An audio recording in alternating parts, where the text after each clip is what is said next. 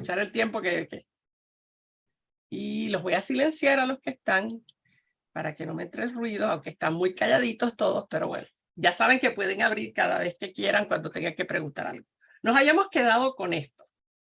Y vamos, como les interesó el tema de los días feriados, les conseguí tablas bastante recientes. Espérate, déjame decir que esto de principio nunca. Ajá. Sobre los días de vacaciones y los feriados pagados de Estados Unidos comparado con otros países de lo que se le llama el primer mundo, ¿no? Y bueno, México, que no es del primer mundo. Pero fíjense que el país, lo que ven en verde oscuro son los días de licencia al año. Los que ven en este verde menta son los feriados oficiales pagos, ¿ok? Así que ven que el Reino Unido es el que tiene más días que uno puede tomarse de licencia al año, 28 días al año, y 9 feriados son oficiales, ¿no? Los que le aplican a todo el mundo. Y por ahí va cada país, van viendo que le sigue. Chile está bastante, de Latinoamérica, Chile es el que tiene más, tiene 15 días de licencia, más 15 feriados. Y acá abajo ven a México, y lo último de todos estos está Estados Unidos, que solamente no tiene, como les decía, no tiene días de licencia garantizados por ley, ninguno, 0. Y lo único que tiene son los 10 días de feriado nacional, ¿no? Que es para todo el mundo. Eso no quiere decir que la gente no tenga días de vacaciones o días de enfermedad. Lo que quiere decir es que no hay ninguna ley que los obligue a los patronos, a ningún patrono, incluyendo el del gobierno. Así que depende la agencia para la cual usted trabaja, depende de la compañía con la que trabaja, pues puede tener más o menos días de licencia por enfermedad y de licencia para vacaciones. Pero ninguno de los dos está garantizado legalmente. Ese era el punto que quería dejarles claro. No es que no tienen vacaciones, hay gente que sí tiene, pero no están garantizadas. Es a discreción de los patronos. Salud. Entonces. ¿No hay algún patrón a seguir? ¿No hay algún patrón a seguir? No, es totalmente. Los únicos que son garantizados son los 10 que son feriados de todo el mundo, ¿no? Aparte de eso, lo que te toque, lo que según tú en tu contrato, cuando te contratan para trabajar en un lugar, lo que te den o lo que tú puedas negociar también, porque no quiere decir que no se puede negociar. Aquí me dice Cristina que está sin audio. Bueno, chequea bien el audio de tu compu, Cristina, antes de rendirte, ¿ok? Entonces, obedece a una concepción liberal del trabajo, digamos. Sí, es todo para el lado del patrono, definitivamente es todo el beneficio para el patrono.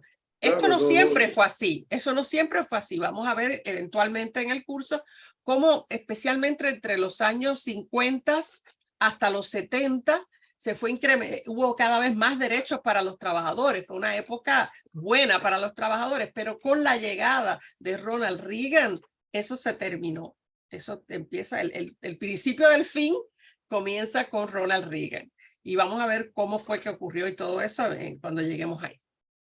Así que en cuanto a días pagados por enfermedad específico, encontré esta tabla y ahí están todos los países del mundo. Los que no pagan ningún día garantizado por enfermedad, de licencia de enfermedad, son los que ven en este color salmón.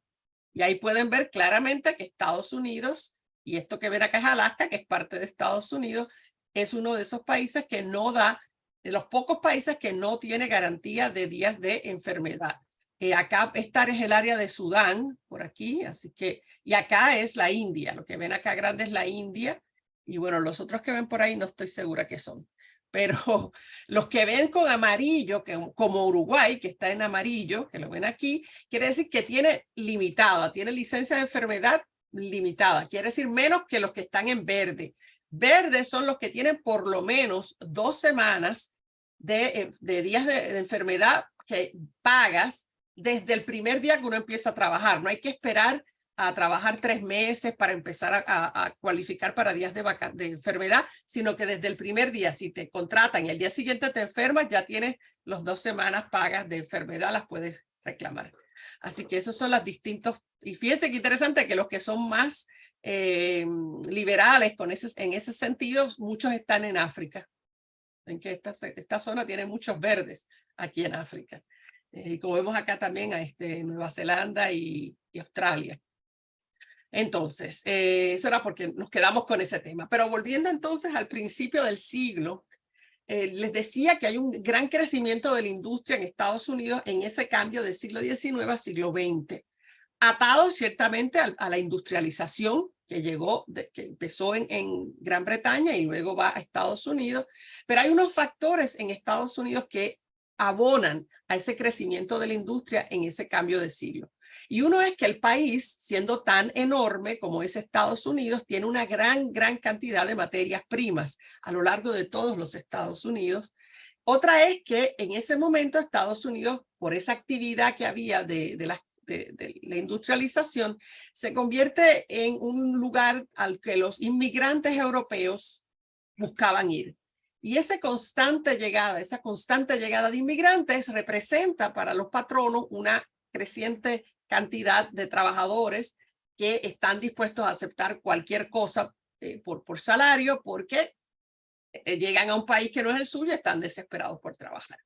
Otra sí en ese momento hubo inventores, creadores, que en esa fiebre de hacer más dinero por medio de esa industrialización, pues invierten y crean cosas nuevas como los ferrocarriles, que no los inventan ellos, pero los traen a Estados Unidos, y los barcos de vapor, que sí son inventados allí por Fulton. Y hay una serie, como les pongo acá, muchas personas en Estados Unidos que se encontraron allí, pero que en realidad muchos de ellos eran europeos, de esos europeos que venían buscando fortuna, que se da la casualidad que están en el mismo lugar, gente ambiciosa, talentosa, y gente que no tiene escrúpulos para explotar a otras personas, como vamos a ver. Y además el gobierno toma la postura de favorecerles, de irse siempre del lado de los patronos en este periodo. Todo eso junto facilita que se crezca la industria. Entonces, déjenme ver acá que les muestro. No es casualidad entonces que todo va ocurriendo más o menos a los mismos tiempos. Les quería mostrar, ¿verdad? Porque conseguí las peliculitas que se las voy a mostrar. El primer avión, ¿no? El primer avión es el de Orville y Wilbur Wright, que lo ven acá, en Kitty Hawk, en Carolina del Norte. Ahora no quiere funcionar. Ahí.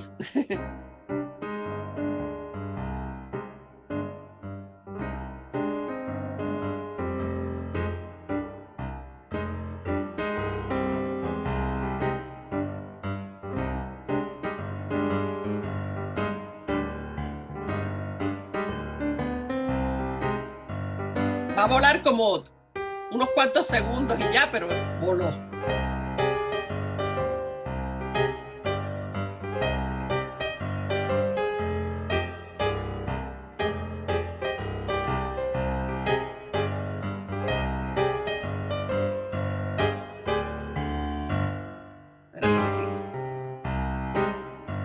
Espérate que se está tomando. Es que no tengo manera de hacerlo que avance.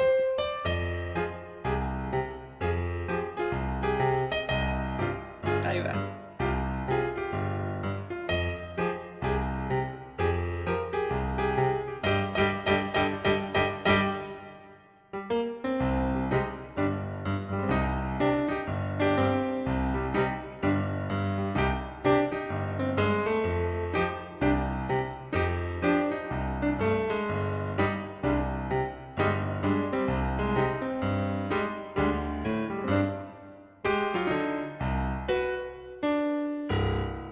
Ese es el segundo vuelo porque fue muy largo.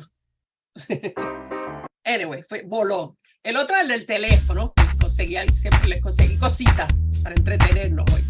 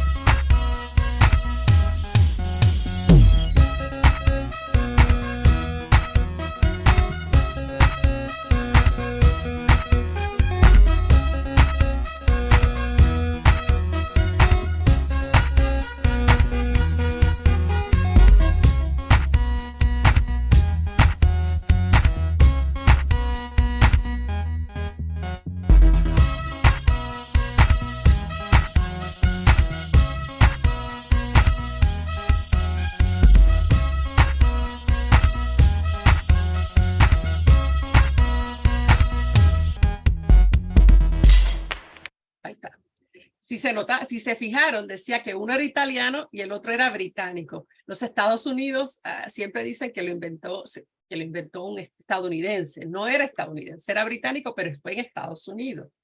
Y por eso es la confusión también. Se inventó por ahí la máquina de coser. Espérate, no sé por qué están esas mujeres ahí, sálganse. Ciertamente no hay un consenso sobre quién realmente inventó la máquina de coser. Una serie de inventores hicieron sus aportes, se copiaron ideas, pidieron patentes e incluso crearon una guerra por su reconocimiento. El inventor y fabricante de armario inglés, Thomas Sainz, recibió la primera patente de una máquina completa para la costura en 1790. No se sabe si Sainz realmente construyó un prototipo de trabajo de su invención. La patente describe un punzón que perforó un agujero en cuero y pasó una aguja a través del agujero. En 1804 se otorgó una patente francesa a Thomas Stone y James Henderson con una máquina que emulaba la costura a mano. Ese mismo año se concedió otra patente a Scott John Duncan para una máquina de bordado con múltiples agujas. Ambos inventos fracasaron y pronto fueron olvidados por el público. En 1810, el alemán Balthasar Krems inventó una máquina automática para coser tapones. Krems no patentó su invento y realmente nunca funcionó bien. En 1834, Walter Hunt construyó la primera máquina de coser de América que realmente tuvo algo de éxito. Posteriormente perdió interés en patentar porque creía que su invención causaría un alto grado de desempleo. La máquina de Hunt solo podía coser en líneas rectas. Hunt nunca patentó y en 1846 la primera patente estadounidense fue otorgada a Elias Howe por un proceso que usaba hilo y dos fuentes diferentes, y no fue hasta 1889 que una máquina de coser para uso en el hogar fue diseñada y comercializada. Como ves, en la actualidad las máquinas de coser siguen siendo un elemento importante en la sociedad. Sin ellas no tuviéramos las ropas actuales ni los modistas pudieran hacer sus pasarelas. Informó para... Okay. Fíjense que la que se convierte en el símbolo de todas las máquinas es la Singer, ¿no? Y esa sí es en los Estados Unidos que se construye. Y acá, esa es la que es para el hogar, la que ella menciona que es para el hogar. Y era esta que todavía existen por ahí algunas, y van a ver las mujeres en las casas. Eso libera a las mujeres de salir a trabajar, pero las explota dentro de los hogares, porque entonces venían estos hombres que iban por las casas y le daban trabajos para hacer a las costureras y ellas tenían que trabajarlo desde la casa. Parecía una ventaja porque podían cuidar los niños, pero en realidad trabajaban mucho más que cuando les pagaban peor y trabajaban más. Así que al final fue para su explotación. Pero Isaac Singer, esa máquina de coser que todos reconocemos, es del 1850 y fue en Boston, Massachusetts. Pero el más famoso de todos es Henry Ford, ¿verdad? Él no inventó el automóvil en sí, el concepto del automóvil había sido inventado por el alemán Carl Benz, de la compañía Benz, en 1886, pero Henry Ford va a crear un sistema de producción de estos automóviles. En ese momento no se parece mucho a un automóvil. Él producía el modelo T, este es el modelo T, que él decía que él lo ofrecía en cualquier color siempre que sea negro. Esa era su promoción. Lo puedes comprar en cualquier color después que sea negro. Y aquí creo que esto es una, para que lo vean cómo funciona el auto. Sí. Este es un autito del 1906 que funciona. Tienen unos cuantos ahí, ves que la gente los colecciona y ves que es de maniguetas.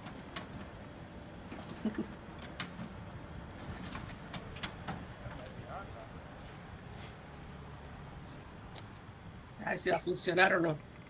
Bueno, ahí ya tienen la idea de qué es lo que le quiero decir. No funciona con eso, con maniguetas.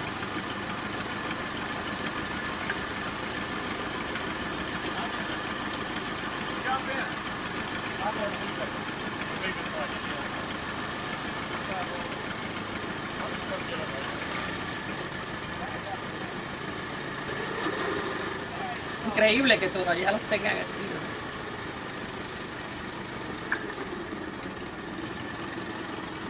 Ahí está.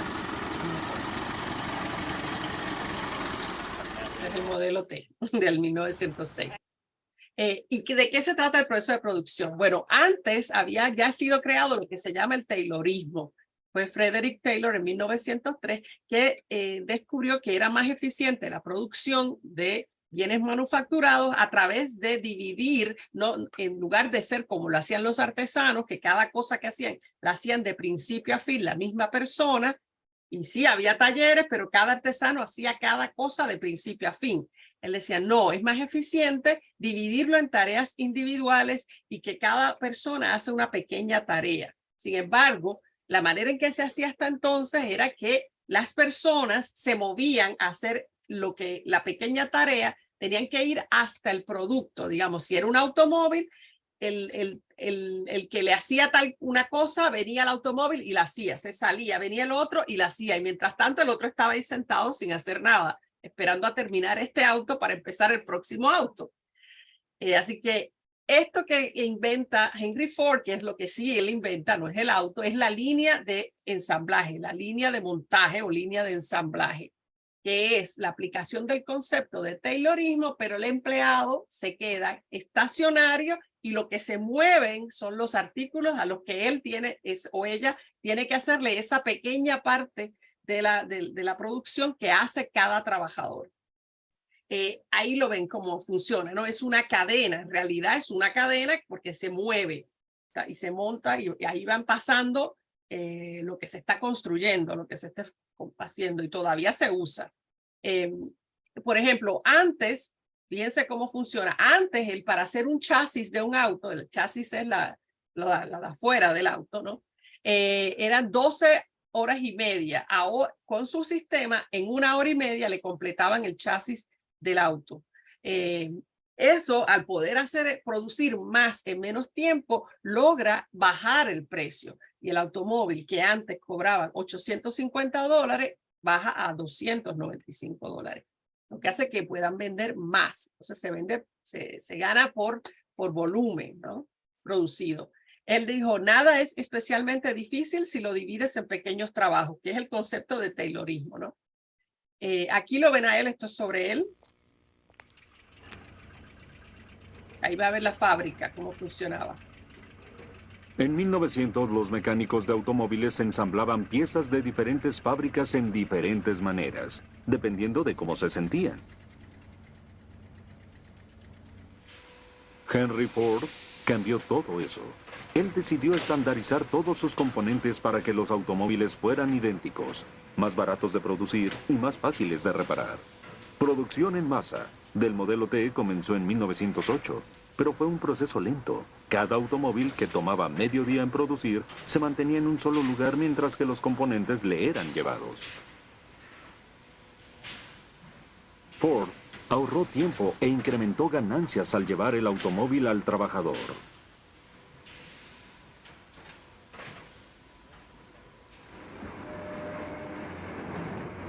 Ford introdujo la línea de ensamble en 1913. La producción ahora solo tomaba 93 minutos.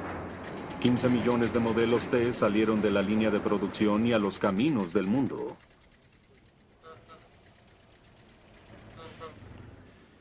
Ford era duro con sus empleados. Prohibía hablar en la línea de producción y solía decir, el trabajador promedio quiere un trabajo en el que no tiene que pensar.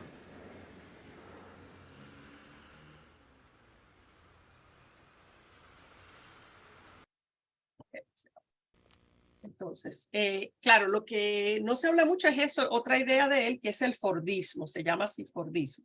¿Y qué es? Bueno, él se da cuenta de que empieza, aunque al principio todo iba bien, empieza a perder empleados porque se aburrían del trabajo, era muy monótono hacer la misma cosa todo el día, todo el día, todo el día. Así que él decide que va a hacer algo diferente para motivar a los empleados a pesar de la monotonía del trabajo. Y lo que decide hacer es reducirles la semana de trabajo de 6 a 5 días. Entonces los hace trabajar 40 en vez de 48 horas. Y ese es el primer cambio que hace y nota que son más productivos cuando trabajan menos tiempo, pero producen más. Todo solo iba midiendo todo eso, ¿no? Y entonces decide que es importante que sus propios empleados puedan comprar esos automóviles. Y para eso le sube los salarios, le duplica los salarios. Por supuesto, los empleados estaban chochos con eso, ¿no? Felices. Sin embargo, los otros productores de automóviles estaban rabiosos, furiosísimos, porque ahora sus empleados iban a pretender que se les subieran los salarios también. Esas son las dos cosas más importantes que le hacen: duplicar el salario, reducirle las horas y demostrar con eso que era más productivo que los demás. Ese concepto de la semana de 40 horas era revolucionario en ese momento, porque va a tardar hasta el 1940 en convertirse en la norma tras muchas luchas de los sindicatos en Estados Unidos. Sin embargo, él lo hizo antes. Y lo que otro que no se dice es que él sí les pagaba $5 por día de trabajo, que era el doble de lo que ganaban antes, pero a la misma vez se pasaba monitoreándolos, lo que hacían hasta en su tiempo libre, y hacía visitas, mandaba, no él mismo, pero mandaba empleados a visitar a la gente en el hogar a ver cómo vivían, para asegurarse de que tuvieran la ética y la moral. También era muy importante para él, y que los empleados estuvieran siempre saludables, pero era para poder sacarles provecho, ¿no? Así que era bueno, pero también tenía su ladito medio oscuro, ¿no? La mejor manera que mejor describió lo que era trabajar en una fábrica en estas épocas de la industrialización fue Federico Engels, en su libro La condición de la clase obrera en Inglaterra, que dijo: la supervisión de la maquinaria, la unión de los hilos rotos, no es una actividad que reclame las facultades de pensamiento del operario, pero es de un tipo que le impide ocupar su mente en otra cosa, porque es bien específico, tiene que prestar atención. Así, propiamente hablando, no es un trabajo, sino un tedio, el proceso más mortífero y desgastante que se pueda concebir. El operario está condenado a dejar que sus facultades físicas y mentales decaigan en esta monotonía absoluta. Su misión es aburrirse todos los días, durante todo el día, a partir de los 8 años y hasta que se caiga en pedazos, ¿no? Además, no debe tomarse ni un momento de descanso. ¿Por qué? Porque la máquina se mueve sin cesar.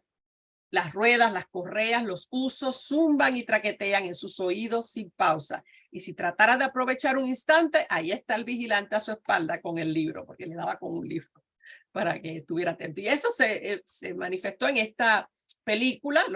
La crítica de esto la hace en esta película protagonizada por Charlie Chaplin. Esta es la escena más famosa, se las voy a mostrar. No sé si la han visto. Aquí va. Es comedia.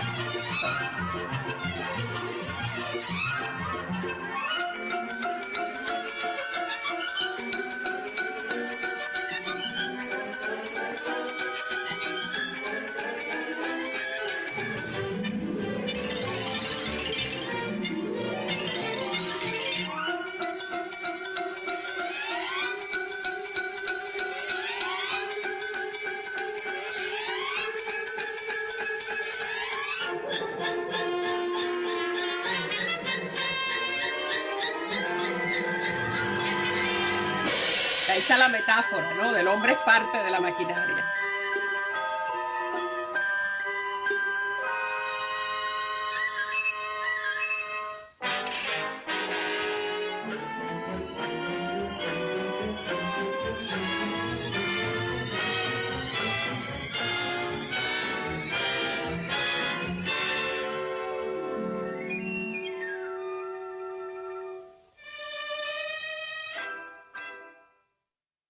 Esa es la escena clásica de tiempos modernos.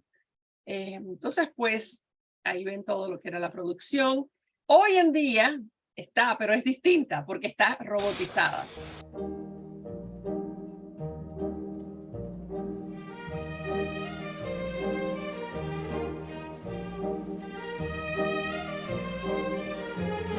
Mil robots en esa fábrica.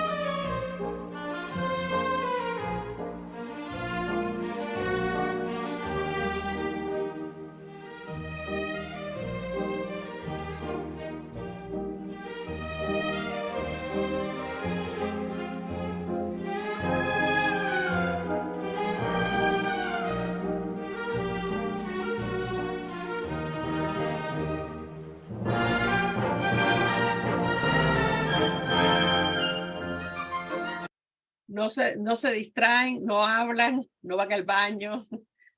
Son, ¿verdad? Excelentes para los que trabajan en el otro lado de la línea de ensamblaje, ¿no? Los que están en el otro lado. Hoy en día les encontré esta estadística de los Estados Unidos. Estas son las cifras de suicidio asociado al trabajo, personas que se suicidan ya sea en el lugar de trabajo o por razones después de ser, por ejemplo, echados del trabajo o porque tiene siempre el suicidio asociado al lugar de trabajo. Y ven cómo bajó bastante en estos años, pero en el año 2007 para ahí ya ha ido subiendo. Aquí hubo un bajón, pero ha seguido subiendo esos suicidios directamente asociados, pero son unos 300, no es que sean montones, pero es una realidad, los suicidios asociados al centro de trabajo. La otra cara de Ford, que hablábamos cuando discutíamos en la Segunda Guerra Mundial, les hablé un poquito de eso, es que él era un antisemita rabioso y él compró, de hecho, el periódico de su pueblo para poder publicar en él lo que él escribía, que hoy es un folleto que se llama El Judío Internacional y que es todo un vómito de antisemitismo. Y entonces, además de comprar el periódico para poder publicar sus ideas antisemitas, obliga a todos los que venden su auto, les exige que para poder vender autos Ford en las distribuidoras, tienen que también vender el periódico, ¿no? Y de esa manera consigue que se convierta en el segundo periódico de más circulación en Estados Unidos por una cantidad de años y alimentó el antisemitismo en los Estados Unidos, ¿verdad? Porque era un tipo altamente respetado. Por alguna extraña razón en Estados Unidos se asocia que las personas que son exitosas económicamente todos tenemos que escuchar sus opiniones sobre todo, aunque sea algo que lo que no saben nada. Lo que dijera Henry Ford era importante y todos tenían que escucharlo porque era Henry Ford. Hasta hace unos años era Bill Gates, ¿no? Y todo lo que dijera Bill Gates, y Bill Gates opinaba sobre educación, sobre salud, todavía opina sobre, ¿qué sabe él de esas cosas, no? Y hoy en día es el Elon Musk. Le sacó el lugar a Bill Gates y todo el mundo tiene que oír lo que diga Bill Gates sobre todo, ¿no? Entonces, esto se va dando a través de unas prácticas monopolísticas. Se llamaban los trusts, así que se le llama en Estados Unidos. Y había dos maneras de hacerlo, que les muestro acá, nada, por si les interesan estas cosas. Y uso el ejemplo de la Standard Oil Company, la compañía petrolera de Rockefeller, de John D. Rockefeller, porque es la que usó los dos sistemas. La integración horizontal, que era que Standard Oil lo que hizo Standard Oil, compró a todas las otras petroleras que le hacen competencia. Eso es la integración horizontal. Es un monopolio porque compra a todas la competencia. La integración vertical es lo otro que también hizo la Standard Oil, que es comprar todas las compañías asociadas a su negocio. Por ejemplo, compró la fábrica más grande de barriles, de los barriles donde se ponía el petróleo.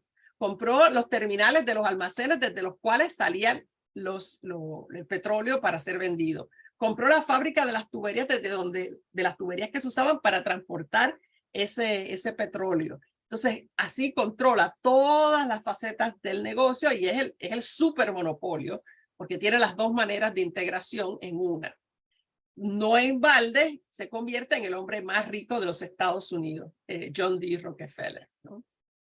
Esa época en que todos estos grandes industriales y grandes inversionistas y capitalistas se hacen muy, muy ricos, se llama la época dorada, la edad dorada o el Gilded Age.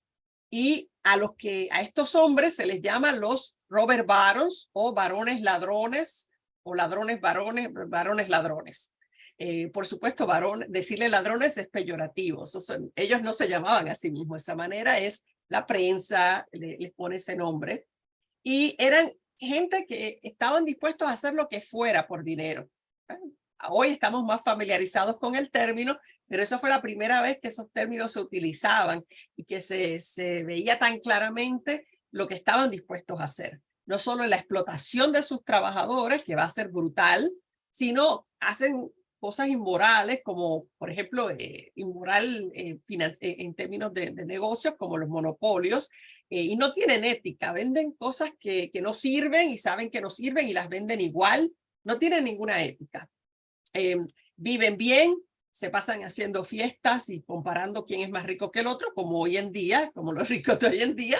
Y lo que caracteriza a Estados Unidos en esa época es algo que lo caracteriza hoy otra vez, y es el alto nivel de desigualdad entre los que tienen y los que no tienen, y los que menos tienen. En ese momento, la prosperidad no es para todos. Esa es un tiempo, edad dorada, pero no es para todos. Es solo para eso. Los titanes de la industria, de los que le voy a hablar un poquito ahora, los banqueros, que son por supuesto los que se benefician también de todo esto, hombres de negocio, y alguna gente de la clase media va mejorando. Ahora, los obreros que trabajan en esas fábricas y los pequeños agricultores y los inmigrantes, los negros, esos nunca, no están disfrutando, no es próspero para ellos. Fíjense los niveles, esta tablita que se ve un poco borrosa, pero fue la mejor que encontré porque llega hasta el 2010 por lo menos, va viendo los niveles de desigualdad en los Estados Unidos a lo largo del tiempo. Fíjense cómo suben esos niveles en el año 1920 hasta los 30. Y a los 30 hay una caída que tiene que ver con la Gran Depresión, que empieza en el 1929. Esa es esta caída que ven aquí, y sube de nuevo al 39, que es cuando empieza la guerra, la Segunda Guerra Mundial, y Estados Unidos empieza a vender a los países en guerra. Ahí entonces la desigualdad baja, hay menos desigualdad, porque ahí es una época de ver mucha mejor prosperidad para todos, es más equivalente, más igualitaria. Y miren cómo ese tiempo en que la riqueza está mejor distribuida va desde los años 40 de la guerra, y se extiende hasta 1980.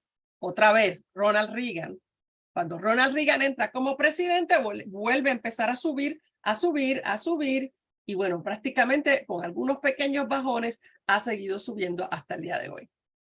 Así que ahí se ve claramente lo que ha pasado con los movimientos obreros también, ¿no? Podemos llegar a la conclusión, porque es real, de que entre los 40 y los 70, fines de los 70, en los movimientos obreros estaban muy activos y eran muy fuertes, y por eso logran reducir la desigualdad. Así viven esos ricos. Estas mansiones, algunas de ellas son como museos, hay varias de ellas en Newport, en Rhode Island, y uno las visita. Yo fui a ver una, la de los Vanderbilt, creo que es esta, la de los Vanderbilt. Y bueno, es una cosa impresionante verlo, cómo vive esa gente, ¿no? Bochornoso e impresionante a la vez. Acá pueden ver, estas son citas, esos son números más recientes de lo que el 1%, cuánto de la riqueza del país va a los bolsillos del 0.01%, o sea, de los más ricos. Y lo ven otra vez acá, cómo eso va. Esa desigualdad sube en esos años de los 20, baja cuando entran los 30 por la depresión, y la desigualdad, fíjense que aquí los ricos del 0.01% tienen una pequeña parte de la riqueza comparado con lo que van a ir teniendo una vez que venga el 1980. Vemos otra vez cómo sube esa desigualdad y cómo los ricos cada vez tienen una porción más grande del pastel. Y hasta aquí, esto llega hasta el 2012, ¿verdad? Pero lo iría más para arriba si siguiéramos viendo. Acá, ok. Acá. En esta vemos más o menos lo mismo, pero en distintos países, distintas áreas del mundo hoy en día. Este es más o menos del 2021, de hace 2 años. Lo que ven en la línea azul son los más pobres. Los más pobres, la cantidad de gente de los más pobres. Y o sea, la cantidad de riqueza que le toca a los más pobres. Lo que ven en verde es a las clases medias, y lo que ven en rojo es qué porción de la riqueza producida en los países, en esas regiones, le toca al 10% de los más ricos. Y ahí ven las diferencias. Entonces, mientras más diferencia entra en el azul y el rojo, mayor es la desigualdad. ¿Sí? Así que vemos como hay menos desigualdad en Europa, y por ahí sigue bajando, porque aquí empiezan a ver que la clase más baja tiene menos y menísimos Latinoamérica. Latinoamérica es el país con mayor desigualdad en el mundo. O sea, el país, la región del mundo con más desigualdad es Latinoamérica, porque tienes que la clase más pobre apenas tiene ninguna parte de la riqueza, y la clase más rica tiene muchísimo más que en ninguna otra región del mundo. sea, la desigualdad es mucho más grande y la clase media es más reducida. Ahí lo ven así como... ¿MENA qué es? Ajá, eso te iba a decir. MENA son el Mediano Oriente, Middle East y North Africa. Mediano Oriente, el Medio Oriente y el norte del África. Es eso, que está más cerca de nosotros. Y África subsahariana. Sí. Una aclaración, sí. Más o menos me imagino, pero la desigualdad, suena siempre me rechina un poco que seamos más desiguales que África, y me parece que la entiendo, pero me gustaría escuchar tu explicación, o sea, ¿por qué somos más desiguales que África? Y dice aquí que en Latinoamérica el 10% captura el 77% de toda la riqueza, está en ese 10%, ¿no? Pasa que en la África subsahariana, bueno, los riquezas menos. Fíjate que la roja es más bajita en el África subsahariana. Tienen más clase media que Latinoamérica, fíjense, y tiene un poquito más alto la cantidad de riqueza que le toca a los más pobres.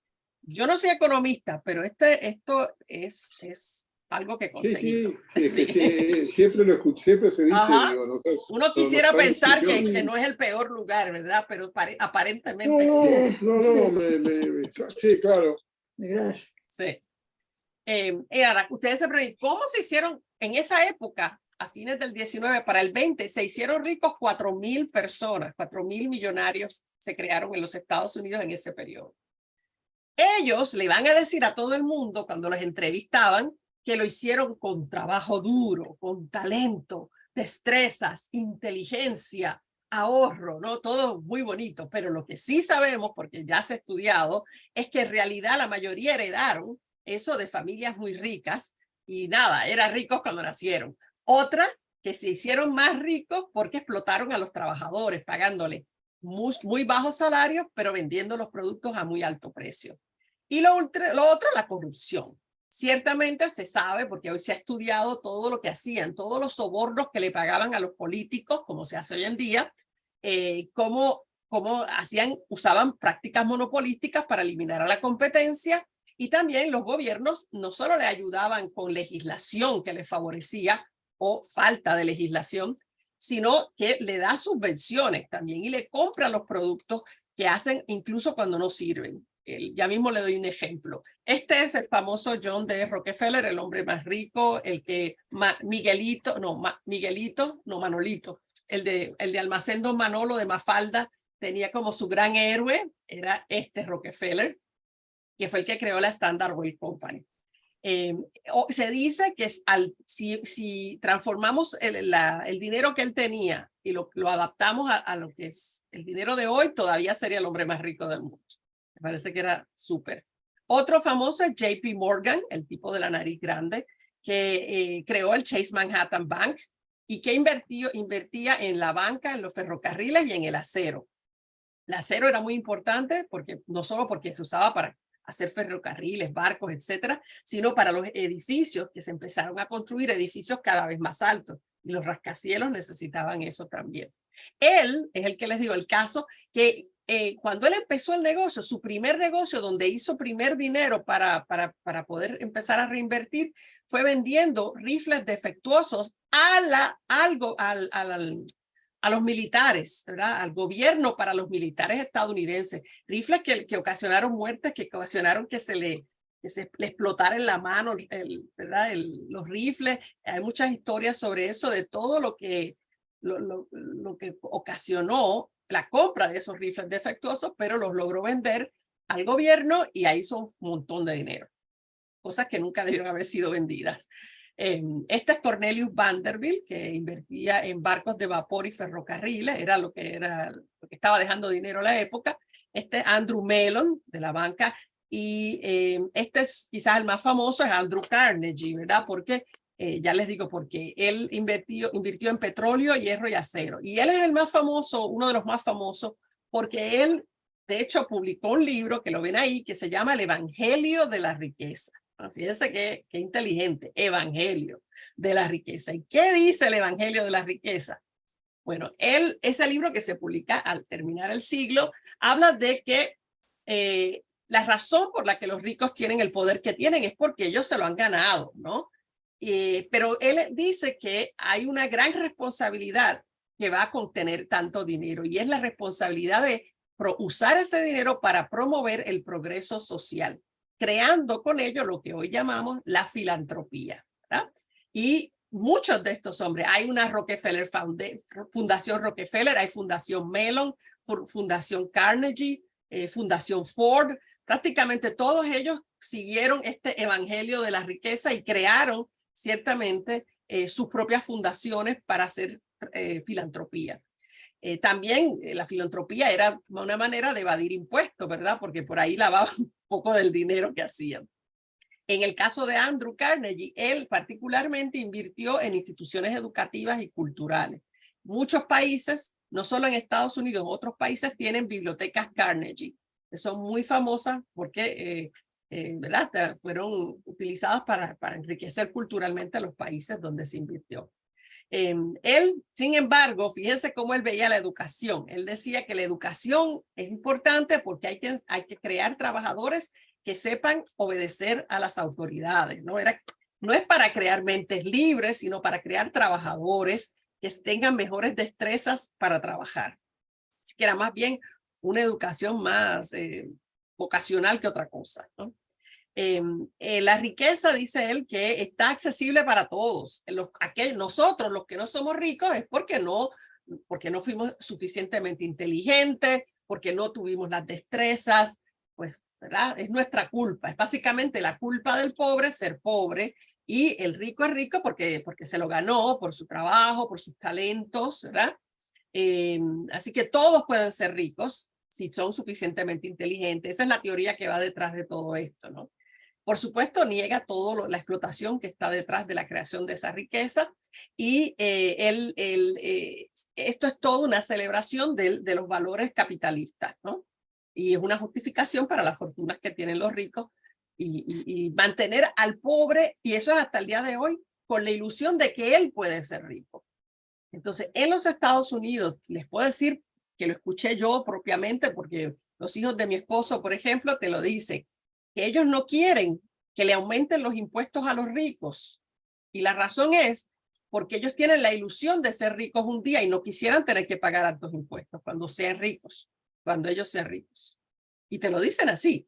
Y yo me quedo así, ¿en serio se creen que van a ser ricos? Y sí, se creen que van a ser ricos. Así que estuvo muy bien vendida la idea. Son casi 200, no, más de 100 años metiendo la idea, así que, bueno, obvio. Calvinismo puro, Ligia. Sí, exacto, es darwinismo. Exacto, los más aptos serán los que tienen la riqueza, ¿no? En esa época también se da un primer radicalismo sexual. Y se da como una reacción sobre todo a esta mujer que ustedes ven aquí, que se llamaba Victoria Woodhull, que era una mujer rica, pero era sufragista. Ella quería que las mujeres votaran, así que estaba en ese movimiento. Además era espiritualista, iba a sesiones con mediums y los espíritus y todo eso del espiritismo. Y más serio que nada, ella proponía y practicaba el amor libre. Tuvo el atrevimiento de, como esto que ven aquí, es un anuncio cuando ella se propuso para ser presidenta de los Estados Unidos en las elecciones de 1872, y con Frederick Douglass, que era un negro, sus padres fueron esclavos, y él promueve la educación de los negros, y ellos dos fueron candidatos a la presidencia de Estados Unidos en 1872. Por supuesto, no tenían ninguna oportunidad, pero en reacción a eso se adoptan unas leyes que se llaman las leyes Comstock, y esas leyes son importantes hoy porque hace 2 semanas un juez federal de los Estados Unidos, el juez Kaczmarek, usó una de estas leyes de Comstock que todavía no han sido abolidas para justificar la prohibición del envío por correo de píldoras abortivas. ¿Por qué? Porque la ley que él aprobó decía que se prohibía el envío por correo de anticonceptivos porque ella los promovía. Es una reacción a ella, básicamente. Y cualquier escrito lascivo, sin definir qué es eso, y cualquier instrumento, sustancia, droga, medicamento o cosa que pueda utilizarse en un aborto. Si fuésemos a aplicar esto directamente, esta ley, no podría entonces mandarse por correo ninguno de los, ni un espéculo, en realidad, nada de lo que un médico tiene que utilizar para practicar un aborto, nada de lo que se asocia a un aborto.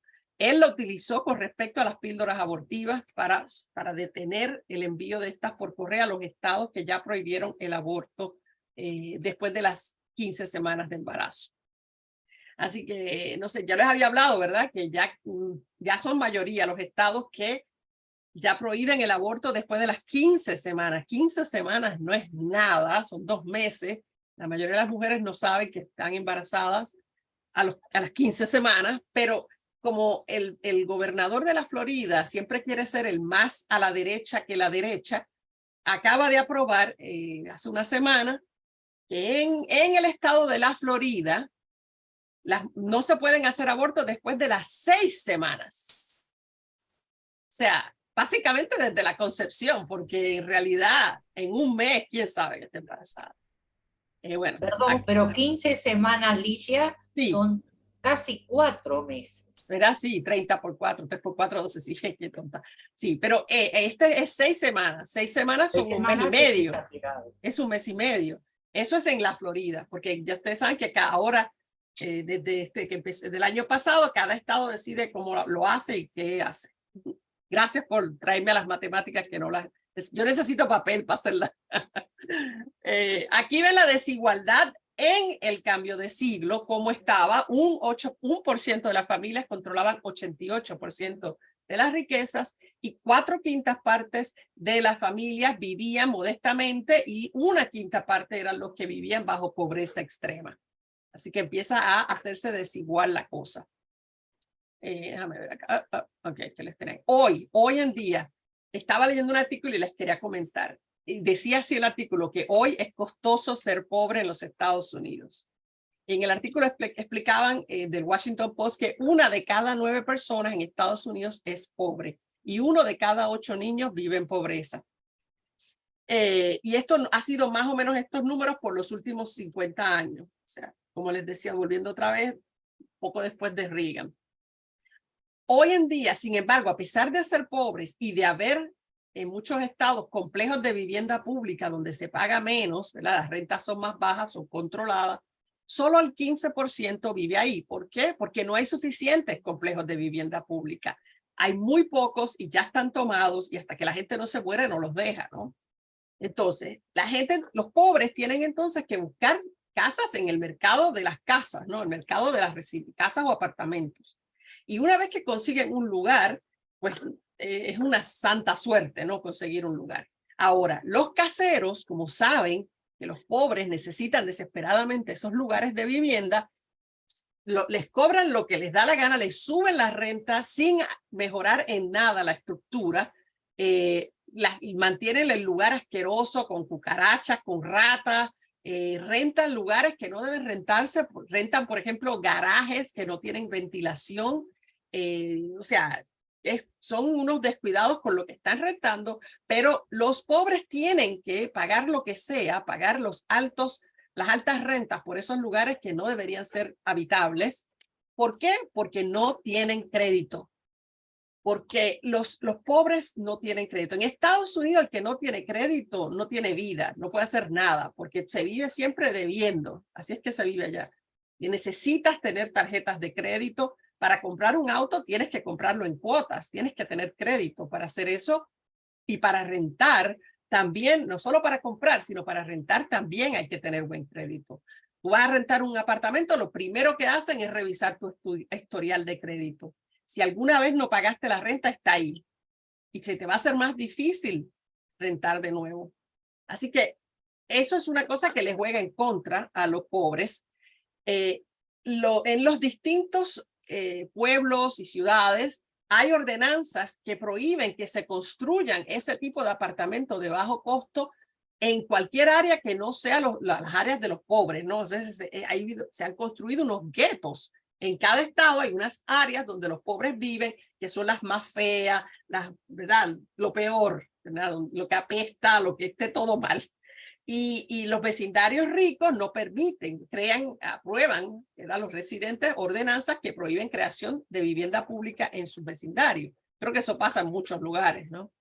También la gente pobre, cuando les hacen desalojos, ¿verdad? Los evictions o desalojos, tiene un impacto tremendo. ¿Por qué? Porque en los Estados Unidos los niños van a las escuelas que le queden más cerca de la casa. No pueden ir a una escuela que le queda lejos, una escuela pública. Las escuelas públicas, tú tienes que ir a la que físicamente queda más cerca de tu casa. Eso quiere decir que va a haber unas escuelas de gueto y unas escuelas de los ricos, porque si ya todo está separado, entonces las mejores escuelas públicas, aunque sean públicas, están en los mejores vecindarios, ¿sí? Y las escuelas públicas en los estados, el presupuesto, una parte grande del presupuesto viene de los impuestos sobre la renta y las viviendas. Quiere decir que las escuelas que tienen más dinero son aquellas cuyos estudiantes vienen de familias con más dinero para poner en los taxes de esa comunidad y son mejores escuelas, ¿no? Están más bonitas, etcétera. Así que donde uno estudia está totalmente asociado con donde uno vive. Y es así, si estudia en escuelas públicas. Entonces, los bancos, por otro lado, la última es los bancos, ¿verdad? Que también atacan al pobre. ¿Por qué? Porque en los Estados Unidos, si tú abres una cuenta de banco y mantienes un balance mínimo más bajo de X, ¿verdad? El que sea, y recuerdo en Puerto Rico la última vez era $600. Si tú tenías menos de $600, tienes que pagar $8 al mes. Tenía en esa época, hace unos años. Si yo bajaba de $800 en mi cuenta, de 600, tenía que pagar $8 al mes. Entonces, los pobres no pueden mantener un balance, ¿ves? De 800 ahí, de $600 muertos de risa ahí en el banco, porque cada mes gastan lo que traen, lo que les ingresa. Y por tanto, tienen que pagar por sus cuentas de banco. La otra es cada vez que hacen un cheque que no tiene fondos, que les pasa más a los pobres, por supuesto, entonces les cobran un montón. O sea, por cada cheque sin fondo les cobran $25. Incluso si el cheque era de $5.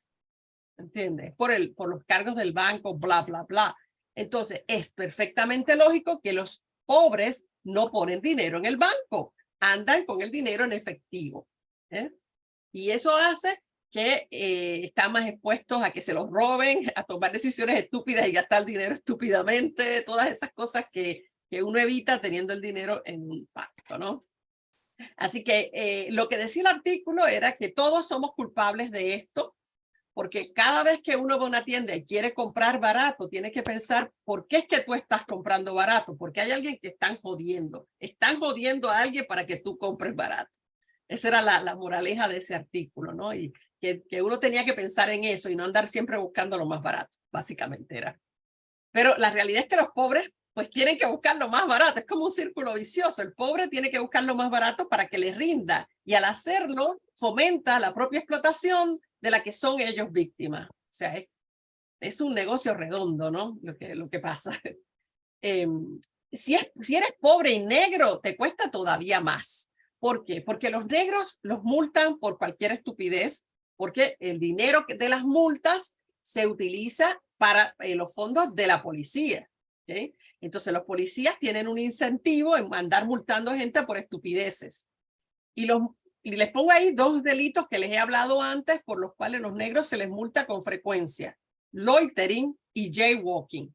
Loitering, ustedes acá sería una estupidez llamar eso un delito, porque los hispanos hacemos eso todo el tiempo. Loitering es pararte en una esquina sin hacer nada.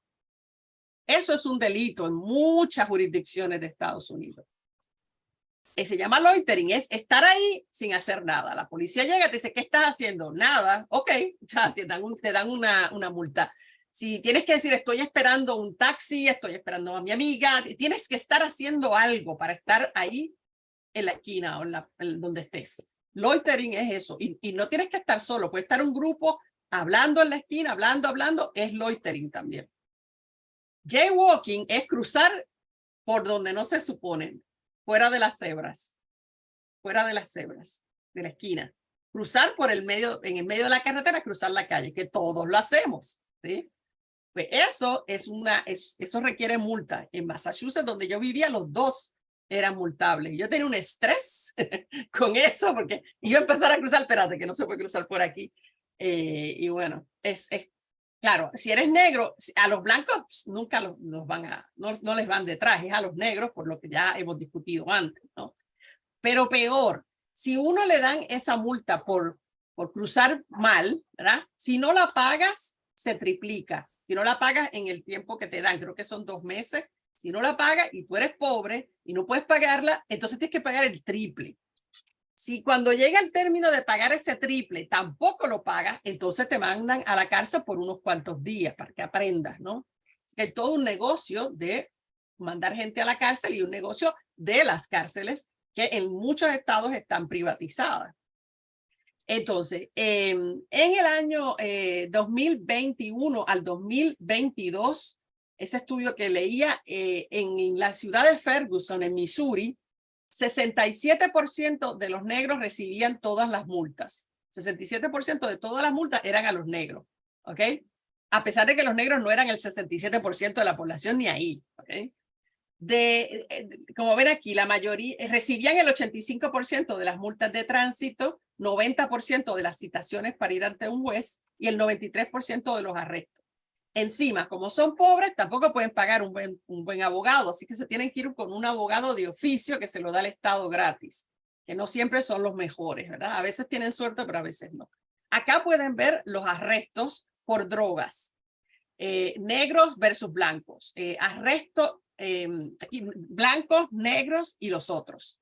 Lo que ven en azul son los arrestos y lo que ven en violeta es el porcentaje de la población que representan los blancos. Por ejemplo, acá ven que los blancos son arrestados 70% de las veces.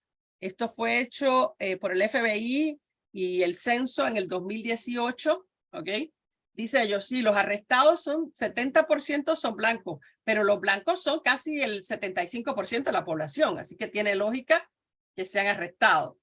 Ahora, eso es en todo Estados Unidos. Los números que le di antes fue de la ciudad de Ferguson, en Missouri específicamente.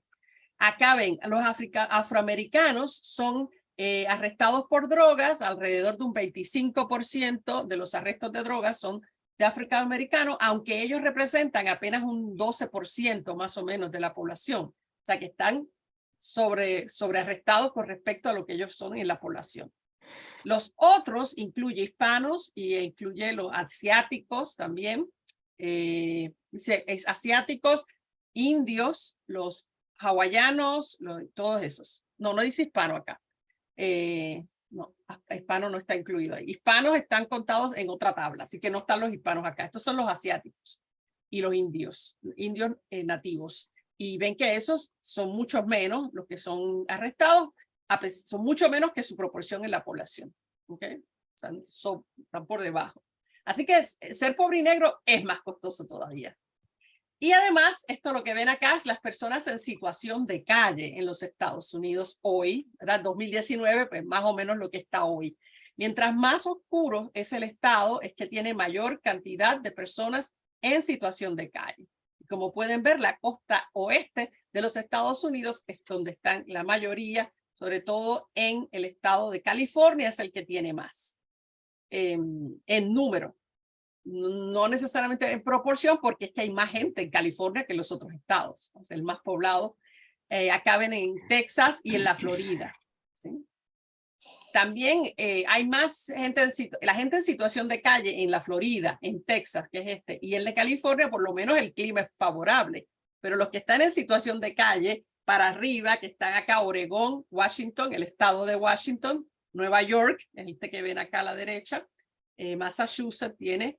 Esa gente pasa en invierno, tienen que pasar inviernos también en situación de calle, como acá, como pasa acá con los que están en situación de calle. Aquí lo ven con relación al tiempo. Sí hay menos gente en situación de calle en 2020 que lo que hubo en 2007, fíjense en esos años después de la crisis del 2008 también. Ha ido bajando un poco, pero no tanto. Acá lo que ven es de los que están sin hogar, ¿cuántos están sin hogar, sin hogar? O sea, que ni siquiera viven en un refugio. Esa es la tabla de abajo. Sin refugio, 38.9% de todos los sin hogar. Trump ya dijo que si él gana la presidencia, van a arrestar a las personas que están en situación de calle y que van a crear unos campamentos, que en otro tiempo les llamaban campos de concentración, ¿verdad? Estos campamentos que los van a mantener en sitios donde, ¿verdad?, no, los terrenos tengan poco valor, probablemente lugares pantanosos y asquerosos, y ahí van a hacerles campamentos para ahí tenerlos y darles ayudas y todo eso. Esto de arrestarlos y llevarlos a la cárcel o forzarlos a estar en ciertos lugares ya es ley en Texas, en Tennessee y en Missouri. Ya esos 3 estados criminalizaron esta situación. Decía Luis Brandeis, que cree, decía, podemos tener democracia en este país o podemos tener una gran riqueza concentrada en manos de unos pocos, pero no podemos tener ambas cosas. Y no sorprende que con la situación, la democracia esté ahora en problemas en Estados Unidos. Henry Barbier dice, no se puede separar a los pobres de la comunidad. Los pobres son indispensables para los ricos porque a alguien hay que explotar, ¿no? Si todos están bien, no se puede. Y ustedes se preguntan, ¿y por qué la gente acepta esto? Y vamos cerrando por acá. Bueno, hay ese concepto que se creó del sueño americano. Fue un concepto que tiene que ver con la movilidad social y fue creado con respecto a los inmigrantes, que era la promesa de que las personas que iban a Estados Unidos y trabajaban duro y tenían talento podían, ¿verdad?, crearse, no necesariamente ser ricos, pero sí poder crear una vida mejor de la que traían en los países de donde venían y que todos tenían acceso a ese sueño americano. Pero en el 2014, Douglas Holtz-Eakin, en el foro sobre acción en América, dijo, independientemente de lo que se crea sobre los hechos, la gran mayoría de los estadounidenses ha creído durante mucho tiempo que tenían la oportunidad de salir adelante. Y esa creencia es una pieza del pegamento que mantiene unida a nuestra sociedad. Es lo que les decía que creen los hijos de mi esposo, ¿no? Que sí es posible. ¿Cómo? No saben, pero es posible. Pero en una encuesta del 2022 de YouGov, cuando le preguntaron, encontraron que el 30% de los estadounidenses adultos ya no creen en el sueño americano y que el 23% ni siquiera está seguro de que eso sea posible para nadie, ¿no? Así que este concepto de sueño americano está siendo muy cuestionado por la situación de pobreza que se vive en los Estados Unidos en este momento. Espérate que no quiero pasar. Bueno, sí, yo siempre me paso un chin, ya pasamos un poquito. Nada más para enseñarle las casitas, ¿no? Así vivían. Esta era la otra casa de los Vanderbilt, porque siempre tenían la casa, ¿verdad?, en la playa y la casa, todo esto, ¿verdad? Así se vivía, así cuando uno entra a esas casas se ven así. Pero había otros que vivían así, ¿no? Familias enteras en un cuartito.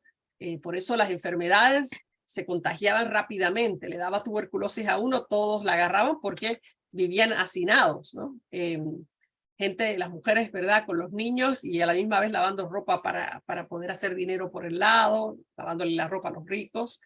Niños en las calles, niños trabajadores, porque recuerden que los niños trabajaban. Y los inmigrantes venían a vivir así, y hoy en día se está viviendo así también. Mucha gente metida en un solo lugar por los problemas que ya les comenté. En esos años, antes del cambio de siglo, la inmigración era una inmigración mucho más bienvenida a los Estados Unidos porque era más compatible con los valores estadounidenses. Venían, al principio solo eran ingleses, ¿sí? Pero ya fíjense que para esa década, esos 20 años, entre el 40 y el 60 empiezan a llegar muchos irlandeses porque hubo ay Dios mío, me está saliendo la palabra en inglés y no me sale, hambruna, esa es la palabra, hambruna, por las cosechas de papas que se vieron afectadas y entonces hubo una tremenda hambruna y vinieron un montón de irlandeses. Los irlandeses no van a ser bien recibidos porque eran católicos y Estados Unidos era mayormente, ¿verdad?, protestante, mayormente. sobre todo la costa este de Estados Unidos, a donde ellos llegan. Los alemanes, que esos sí eran mejor recibidos y que además venían con más dinero, porque no vienen huyendo de la pobreza, sino que vienen a invertir y eso, y por tanto entran más hacia adentro, no se quedan en la costa este. Si la gente tenía dinero, se movía hacia otras partes de Estados Unidos porque tenían el dinero para pagar por el tren, por lo que fuera que tuvieran que tomar. Pero los pobres se quedan todos en la costa este y son los que van a ir a trabajar esas fábricas que estaban en la costa este de Estados Unidos. Fíjense cómo entre el 1900 y el 1920, las próximas décadas, cambia mucho el origen de las personas que empiezan a llegar. Y ahí es que llegan italianos, austrohúngaros, muchos de ellos relacionados con la Primera Guerra Mundial, ¿no? Vienen escapando de la Primera Guerra Mundial. Italianos, austrohúngaros, rusos y de los países bálticos y otros países europeos del norte. Y llegan algunos asiáticos y alemanes, ya muchos menos, ya habían llegado antes, ya se han establecido para esta época. Así que esa recepción es distinta. Y según van llegando, como les digo, los pobres se van, los que viajan así, ¿verdad? Los que no tienen camarotes, como en la película de Titanic, esos son los que vienen a convertirse en la mano de obra abundante y barata, ¿no? Que tanto hacía falta. Y viajan, ¿verdad? A eso, a trabajar, vienen a trabajar. Cuando entraban generalmente por Nueva York. ¿Por qué? Porque en la isla de Ellis, es una de estas islitas que está cerca de la Estatua de la Libertad. Son unas cuantas islas que están en la bahía de Hudson. La isla de Ellis era el sitio donde entraba todo el mundo y ahí los registraban, los revisaban, ahí lo ven. Esto era en la isla de Ellis, por ahí era que iban entrando. Y se tenían que quedar ahí hasta que llegara alguien y los reclamara. Tenía que venir un familiar y decir, sí, yo soy familiar de fulana, yo me hago cargo, ¿no?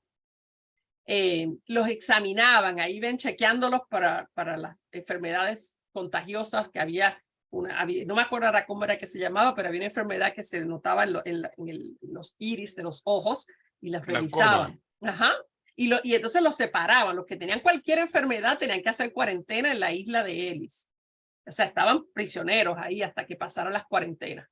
Luego entonces iban a vivir a este tipo de lugar, lo que le llaman los tenements en Estados Unidos, que son precarios, son viviendas precarias en los peores lugares, no tenían ni siquiera, ¿cómo se llama esto? Acueducto, sistema de acueducto. Así que cuando iban al baño hacían lo que hacían en cubos y luego los echaban hacia la calle, ¿no? Y todo eso estaba ahí en las calles. Era muy terrible y ahí vivían familias en esas condiciones. Era un tiempo muy, muy fuerte y tenían que enfrentar sobre todo la xenofobia, porque estos otros grupos no eran bien vistos, eran más oscuros de piel. Para empezar, los italianos también eran católicos como los irlandeses y cada vez que llegaba un nuevo grupo, los que habían llegado justito antes los odian, los detestan porque los ven como competencia, ¿verdad? Y entonces la aporofobia también va increciendo junto con la xenofobia, lo que hace que se muden a vecindarios, ¿sí? Así, para protegerse unos a otros. Entonces ahí es que se va creando el barrio chino, el barrio italiano, cada barrio de esos donde se van reuniendo las personas de los distintos lugares. Los judíos vivían en Brooklyn y todavía están en Brooklyn. Así tenían sus lugares donde se apoyan, ¿no? Y se ayudan. Y claro, había gente de clases más bajas que tienen valores distintos, sí, son más ruidosos, es un tema de clase, no es de procedencia, es un tema de clase, ¿no? Y los odian mucho porque como están desesperados por trabajar, aceptan los trabajos con los salarios más bajos. Y cuando empiecen los trabajadores a organizarse y a hacer huelgas, los rompehuelgas ideales son los inmigrantes, porque los inmigrantes sin trabajo hacen lo que sea por trabajar. Compiten también siempre por los peores trabajos, no es para los mejores trabajos. Y la triste realidad de la vida de los inmigrantes que fueron a Estados Unidos, que siguen yendo a Estados Unidos, es que esa fuerza de trabajo barata que ellos traen es fundamental para ese desarrollo industrial y el progreso que se vivió en los Estados Unidos. Así que se sacrificaron los inmigrantes para que los otros se hicieran súper ricos, ¿no? Como suele pasar, pasa. Y nada, hasta aquí, porque no les agarro más tiempo, podemos hablar, no sé si alguien quiere, nadie me ha interrumpido básicamente, déjame cerrar aquí. Por ahí retomamos la otra clase, pero no sé, comentarios, sabían de estas cosas, lo que, espérate, aquí está esta niña, déjame ver. Hay Ruth, que ha vivido en los Estados Unidos. Ah, Lucía, tú dime, ¿quieres decir algo? No, abre el micrófono, Lucía, que yo los tenía cerrados todos y hay que abrir. A la izquierda, en tu pantalla abajo a la izquierda. Mueve el cursor para que te salgan todos los simbolitos. No te sale, déjame ver si yo te puedo. Si yo te, mira, te voy a poner esto que dice, te voy a pedir ahí, mandar una cosa para que. Deja ponerlos a todos y on mute. Déjame ver. Ah, no puedo.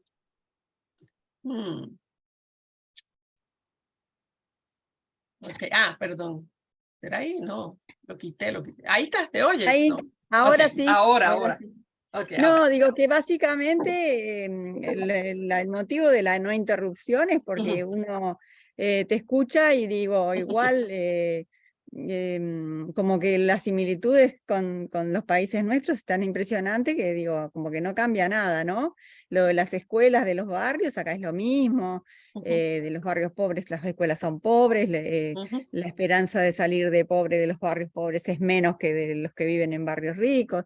Digo, es más o menos lo mismo. Lo que sí me parece bueno todavía, aunque a ti se ve que no, de que tengan la esperanza de salir, porque acá los mismos padres de los chicos de segundo liceo les dicen, no vayas al liceo, porque el liceo no te va a dar de comer. Salí a robar, salí a delinquir, o sea, ni siquiera tienen la esperanza. Y eso es muy peligroso, porque yo estaba mirando, porque yo miro mucho lo de Argentina, y viste que con el 50% de gente por debajo de la línea de pobreza, como tienen, digo, un candidato como Milei, que dice que va a explotar todo, que va a cancelar el Banco Central, o digo, al que no tiene nada, tanto le da, o sea, es más riesgoso, están más cerca del abismo, del precipicio, de lo que ya están actualmente, ¿no? Sí, tienes razón. Déjame aclarar algo. Sí, yo lo que creo que es... lo que me molesta de ese evangelio de la riqueza es la idea de que todos van a ser ricos. Ah, no. ¿Entiendes? No. Una cosa es que uno eche para adelante y que uno tenga una mejor vida, pero ricos así, no. Sí, no. Tipo Bill Gates, no. Otra cosa es que la desigualdad es muy parecida en todos los continentes, digo, como que no hay grandes diferencias, es muy parecido. Sí, o sea que actualmente eso es el sistema capitalista que es así, punto. Correcto. Ya mismo te pongo. Elizabeth, dime. Abre el micrófono, Elizabeth. Ajá. No te oímos todavía, Elizabeth. Aguanta. Déjame ver si es que yo estoy haciendo algo mal. Me voy a poner una cosita que creo que te da algo para marcar, no sé. Ahí da. Okay. No, yo me quedé pensando en, a ver cómo se llama, que no tengo los lentes, Valdemar o algo Valdemar, así. sí. La pregunta que hizo sobre el gráfico, porque me quedé pensando y en realidad te estoy haciendo una pregunta. Ese gráfico muestra cómo se distribuye la ganancia del país entre las clases. Exacto. Pero no dice cuántos pobres hay. No. Porque África tiene muchos más, África subsahariana en la que he estado, tiene mucho más pobreza que Latinoamérica, muchísimo más. Lo que pasa es que me parece que el gráfico refiere a cómo se reparten las ganancias. Claro, exacto. Es sobre la distribución de la riqueza. No a la abundancia de pobreza. Correcto. Y también no define lo que es pobreza, porque esa es otra. No define, no. Porque ¿qué es pobreza? Porque ustedes, lo que ustedes llaman pobreza, lo que nosotros, me incluyo, llamamos pobreza es distinto a lo que es pobreza en Estados Unidos. Las personas, los pobres en Estados Unidos tienen lavadora de platos. ¿Okay? Exacto. Entonces, y en África, es pobreza, pero es distinta. La pobreza en África subsahariana. Y no hay ni lo más básico, me imagino. No tiene arreglo. No hay lugar. No tiene nada que ver con Latinoamérica. Y esto no es por sentirnos mejores. Sí. No está claro esa definición. Es solamente la distribución de la riqueza, correcto. Creo que alguno de ustedes es economista también, ¿no? Creo que uno, Yo sé si, no. no, Barbieri no es, no sé, hay uno de ustedes que creo que es, pero no sé si está hoy. Porque yo economista no soy y no me atrevo a meterme en esos mundos, pero sí, tienes razón, eso sí es básico de la tabla. Y sí, eso es otra cosa que a mí, todavía con mi esposo, cuando él habla, decía de sus familiares pobres, pobrecitos, y cuando yo vi la foto de la casa, yo dije, ¿qué? Que esos son pobres. Sí, están ahí viviendo día a día. Mira, tenía aire acondicionado en la casa, y entonces yo le dije, yo no tuve nunca aire acondicionado en mi casa. ¿Qué hablas tú? Pero es que es otra definición de lo que es ser pobre. Y tiene que ver con el estilo de vida de cada país también, de lo que es, ¿verdad? Y tiene que ver, por eso es que me gusta más el concepto de desigualdad, porque dice más que decir pobres solamente, porque cada país tiene una línea de pobreza que los otros capaz que no entendemos, ¿no? Así que si tú ves en Puerto Rico, mi islita, el 60% están bajo niveles de pobreza, 60%. Entonces tú dices, wow, pero cuando tú vas allí tú no ves eso, porque es la definición de pobreza de Estados Unidos. ¿Ves? Entonces los que somos clase media en Puerto Rico, nos creemos clase media, en Estados Unidos seríamos pobres. Wow. Entonces, complicadito eso, sí. Pero en realidad tiene que ver con que en Puerto Rico solo el 40% trabaja. Entonces el 60% recibe ayudas del gobierno. Pero eso es algo que yo no los culpo porque nos han creado para eso, ¿no? Ya lo veremos cuando demos el curso de Caribe, verán por qué es que es así. No es opcional, se creó así, para que fuera así, ¿no? Para controlarlo. Pero bueno, eso lo veremos más tarde. Pero sí, las definiciones de riqueza son diferentes y lo Ligia, sí. ¿no hay un concepto de ser pobre que lo maneja la ONU, que toma varios parámetros, que si tal población en tal parte del mundo no cumple esos parámetros, se considera de que para ahí para abajo está por debajo de la línea de pobreza? Sí, sé que hay algo, pero no creo que es el tema tengo. agua potable, luz, saneamiento. Sí, una mejor no sé definición. Exacto. Son definiciones que en todo el mundo, sí, se puede llegar a tener. Cuando uno se va a mudar de país, como hice yo, cuando usted va a mirar, como le dicen los países, el costo de vida de los países, ¿saben cómo lo ponen? Con el costo de una hamburguesa en McDonald's. En muchas de las páginas te lo dan, esto es lo que te cuesta una hamburguesa de McDonald's en este país. Con eso se supone que tú saques cuenta de si puedes vivir en ese país. ¿Y ese no es el índice Big Mac que nombran algunos? Exacto. No sabía que tenía ese nombre, pero tiene que ser porque me acuerdo sí, que era con la hamburguesa de McDonald's. Se llama. Ok, sí. Como si eso fuera una necesidad, ¿verdad? Comprar la hamburguesa esa. Pero son parámetros. Hay otras páginas de internet que encontré luego mucho mejor que te dice la renta media, todos esos detalles y ahí tú puedes ver ir a un restaurante, una pareja, cuánto le cuesta, y así te da una idea de cuánto, porque cuando uno se va a otro país uno tiene que saber si lo puede pagar, ¿no? Sí, es importante. Viniste a un país muy caro, Lidia. Lo sé. Viniste a un país carísimo. Lo sé, pero es más barato que Estados Unidos. O sea, en realidad vinimos a un país más barato que Estados Unidos, así que nos rinde. El dinero acá sí nos rinde, que no nos rinde allá. Valdemar, dime. Y luego, no, dale, después vas tú, Lucía. Dime, Valdemar.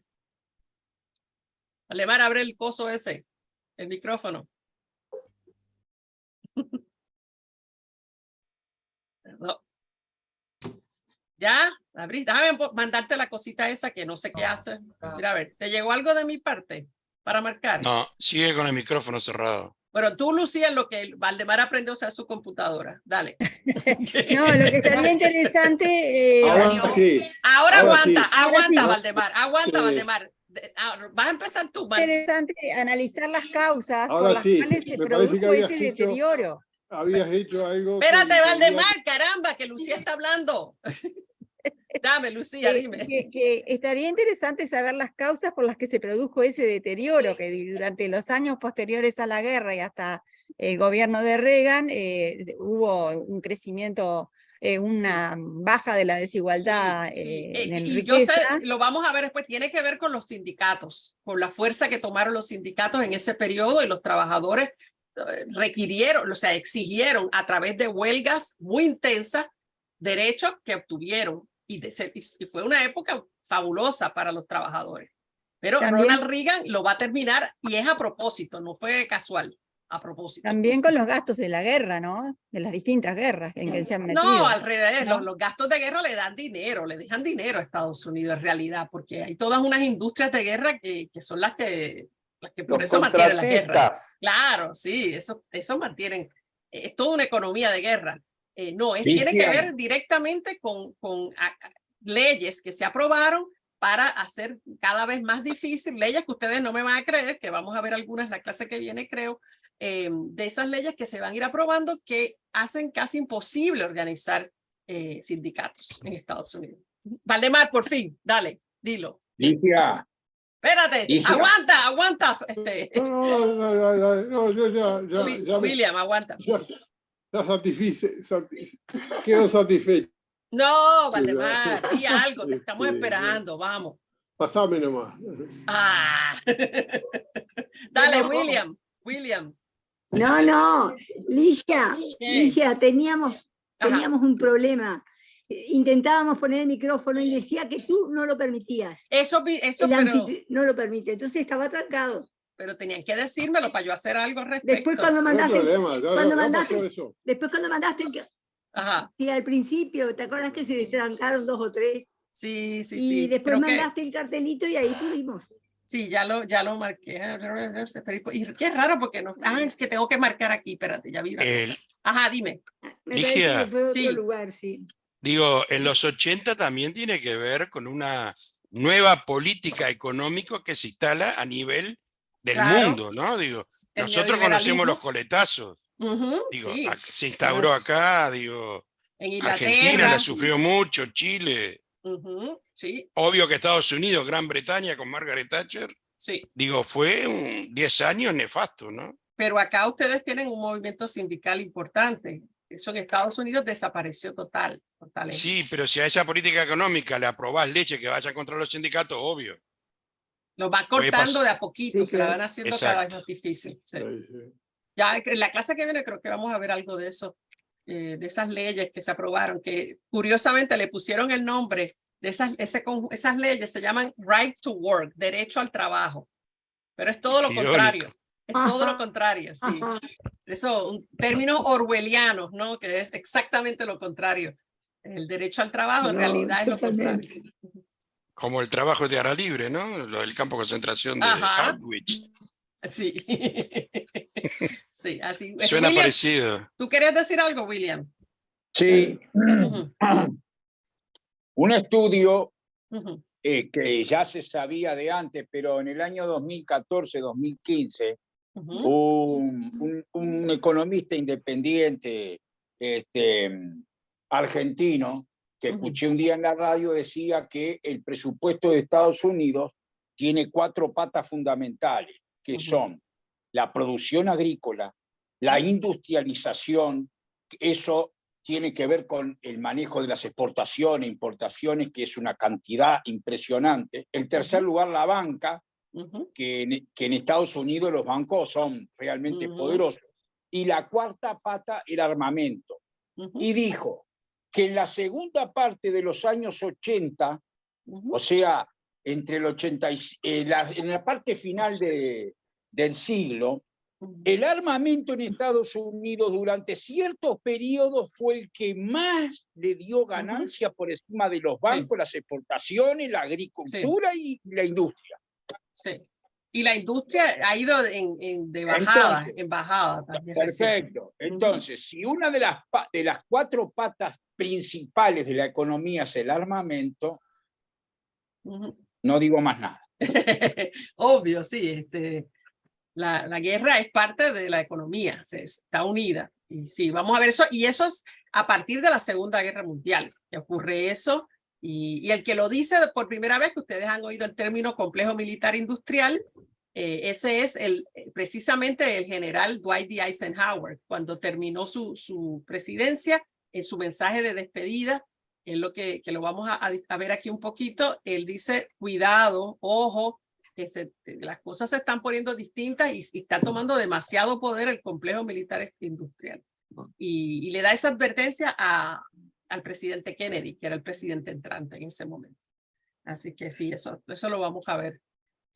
Pero no lo escucharon, obviamente, y hoy en día el Pentágono tiene un poder tremendo, y no es por el Pentágono en sí, sino por las compañías, los subcontratistas que chupan el presupuesto del Pentágono, que es la partida de presupuesto más grande de Estados Unidos, y son, qué sé yo, ¿cuánto es? Creo que son 900 y pico de billones de dólares, que son el presupuesto anual de guerra para un país que se supone que no está en guerra, ¿sí? Pero 900.000 millones de dólares. Casi está por casi 1.000. Las cosas irónicas de la industria armamentista. Estaba leyendo una noticia ayer donde Estados Unidos le mandó a Ucrania un tipo de tanque que lleva tropas adentro. Sí. ¿No? Ellos le llaman BMP, algo así. Lleva hasta 12 tropas más los choferes. Y los portaaviones, ¿cuánto? No hay país que se le acerque cantidad de portaaviones a Estados Imposible. Unidos. Pero resulta que los rusos le capturaron uno a los ucranianos y se dieron cuenta de que le faltaba la protección para balas de mayor calibre, no llevaba ametralladora en la torreta. O sea que la industria armamentista también vende, pero jode, hablando hace su chapucería, hace chapucería, sí.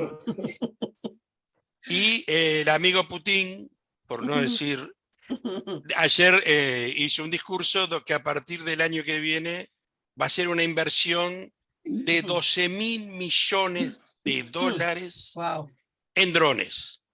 Oh, ok. Estados Unidos se tendrá que tragar los tanques, se lo va a tragar los tanques porque... Pero no para filmar, son drones. No, drones de guerra, obvio. Sí, no son de jugar. Sí. Los chinos ya tienen tipo portaaviones más chicos llenos de drones. De drones, en vez de aviones, sí. Bueno, habían hecho un avión de invisible, ¿se acuerdan? El que le decían el avión invisible y no sé qué, los Estados Unidos no podía ser captado de ninguna manera y bla, bla, bla. Y yo no sé. Yo esas cosas los serbios le bajaron uno en 1991. Y Trump dijo que iba a ser un ¿cómo se llama eso? Un domo sobre Estados Unidos para protegerlo de todos los ataques. Usted estaba viendo mucha película, viendo demasiadas películas. Parecido a lo que tienen los israelitas, pero pero Estados Unidos es un poquito más grande. Claro, Ligia, pero ese domo que tú decís, será el escudo antimisiles. Exacto. Y los musulmanes le penetraron por abajo, no por arriba. El escudo antimisiles de Río. Claro. Sí. El Star Wars, le dice el proyecto, muy original. La famosa Guerra de las Estrellas. Wars. Sí, originalísimo. Sí. Pero una de las cosas que, sí, Estados Unidos penetró el mundo con sus armas, porque las armas que entran en desuso se las venden a otros países y siguen armando a otros países a troche y moche para poder justificar seguir construyendo nuevas armas, ¿no? Entonces eso es peligrosísimo. Está teniendo un problema Estados Unidos. Dependen 30 cerca de cuestiones ¿cómo es? Para hacer armas de otros países. En eso está Rusia y China. Sí, el negocio de las armas de por sí. Es una ironía, ¿no? Digo, el famoso avión invisible nuevo que tienen, el F-35, depende en algunas cosas de Turquía. Partes y material. Partes que la fabrica Turquía, hay otras partes que las hace Alemania. Sí. Y vos decís, si yo entro en guerra, en un supuesto, con Turquía o con Alemania, mi avión no va a poder ser mantenido. Exacto, porque vas a perder esos materiales. Yo no sé, a mí todo eso de materiales, cada vez que oigo que hacen más materiales de guerra, digo, pero ¿hasta cuándo? ¿Cuándo van a entenderlo? Eso ya hay que acabarlo. No pero ahí entra la economía también, ¿eh? Yo sé, esa gente que no le importa nada, que ese es el problema, la gente sin escrúpulos, Dios mío. Capitalistas sin escrúpulos, mala combinación. igual, no queda, nosotros no tenemos mucho que decir, desafortunadamente. No. Y quien sea el presidente de Estados Unidos hace muy poca diferencia. En realidad, en estas cosas importantes, poca diferencia. Porque han habido unos y los otros y no ha cambiado nada importante. Así que ya mi esposo dice que no va a votar. Dice ahora mismo que en las próximas elecciones no va a votar. Entre el gobernador de Florida y como es, y el otro candidato, los republicanos, Biden. y Trump, prefiero a Trump toda la vida. Ah, el de los republicanos, sí, el otro no. Ahora mismo lo que tienen es que Haley, la mujer, Nikki Haley está. Hay otro, hay Bolton, que bendito ese señor, nadie lo quiere. Hay unos cuantos de los republicanos, DeSantis, Bolton. Sí, hay pero otro, sabemos que... Pero ninguno tiene chance, ¿no? Está entre DeSantis y bien atrás de DeSantis.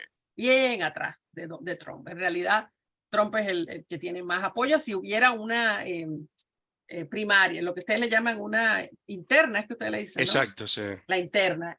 La interna, si la hay, ya Trump dijo que si hacen, ¿cómo se llama esto? Debates, que él no va a ir.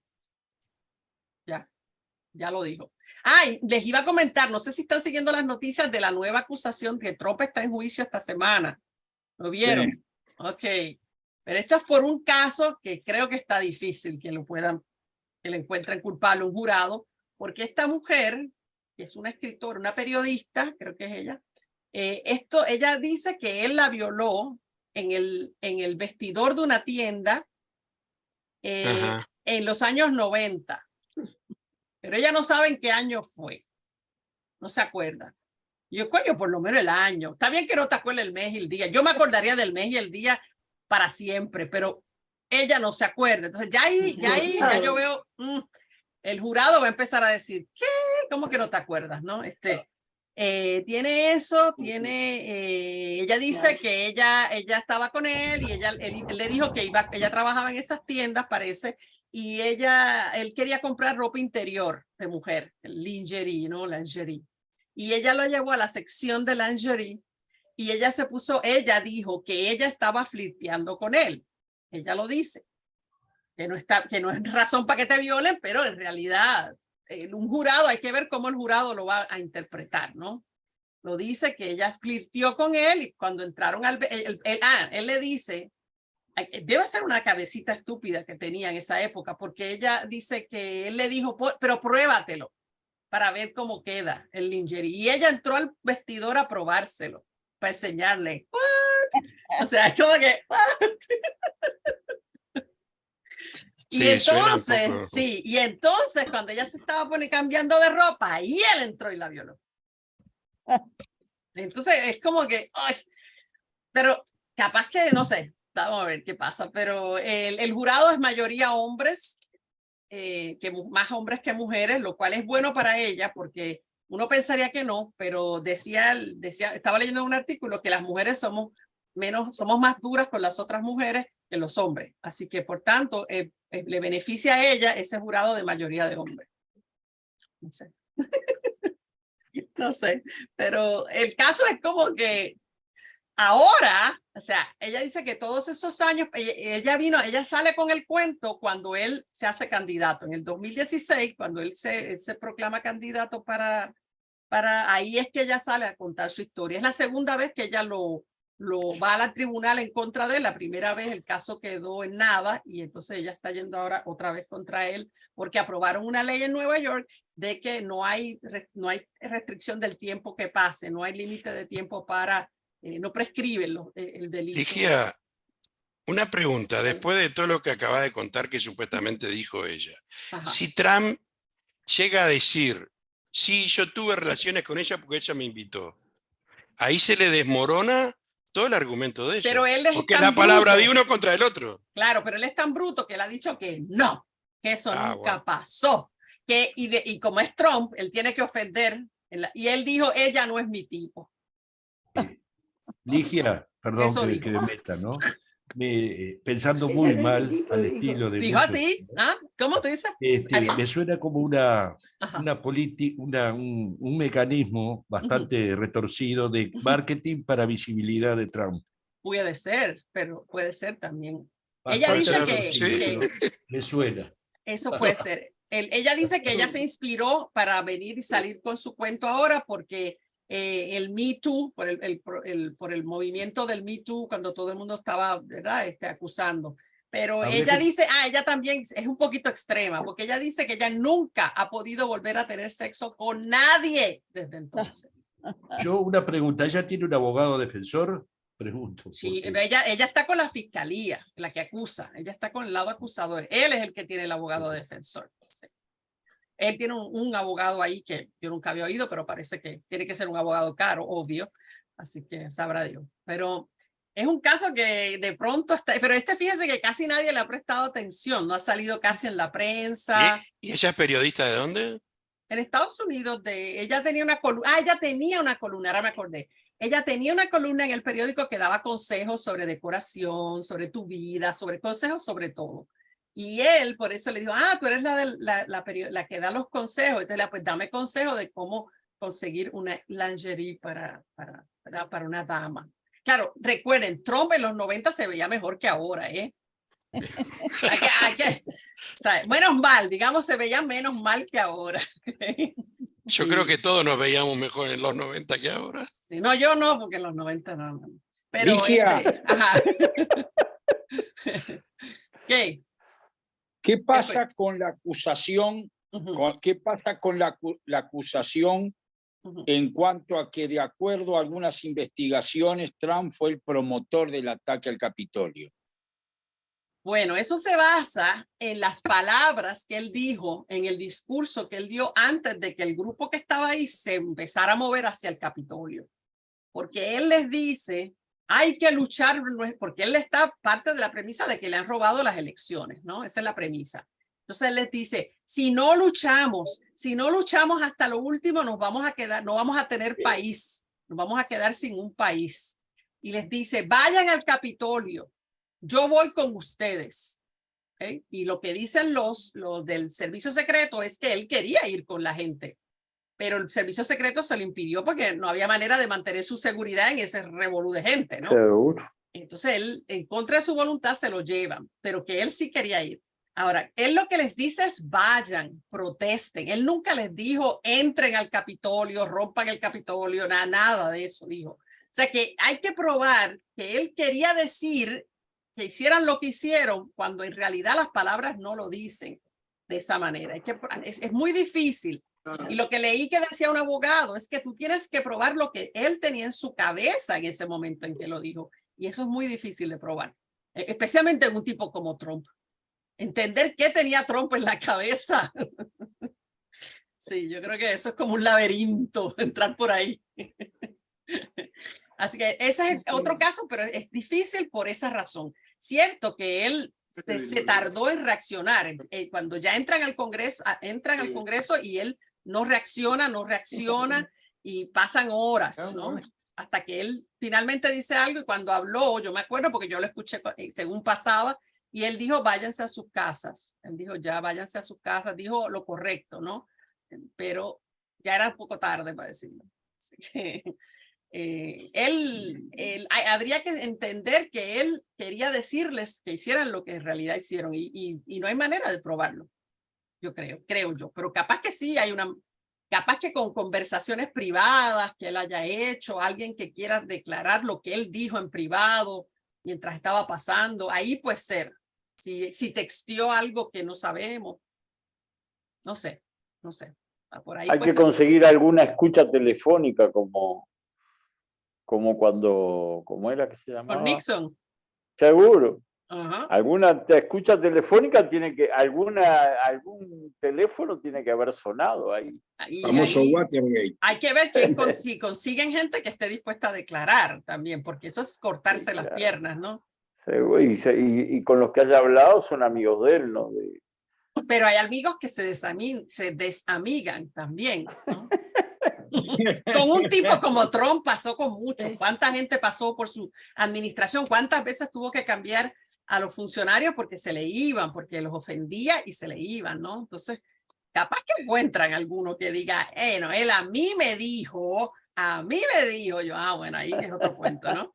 hay que ver, pero es más difícil. Y este caso está difícil por esa razón, porque primero por todo el tiempo que pasó y porque ella me parece que la debilita el no saber cuándo ocurrió. O sea, eso es como que bien básico de cualquier delito. Si uno es víctima de un delito, uno como que debe, si uno estaba consciente, no estaba borracha ni nada, debe saber cuándo ocurrió. Y es un poco increíble que ella esté tan traumatizada que no ha podido tener sexo nunca jamás desde los 90, imagínense, y a la misma vez no sabe cuándo fue. Es como que, no sé, veremos. Ahora ya en los Estados Unidos hubo una época que todos los veredictos, bueno, ese caso no, los veredictos criminales, esto es un caso criminal porque es de violación, tenían que ser unánimes, pero ya no. Ya no tienen que ser, la Corte Suprema cambió eso y ya no tienen que ser unánimes, así que hay que ver cómo sea la votación de ese jurado.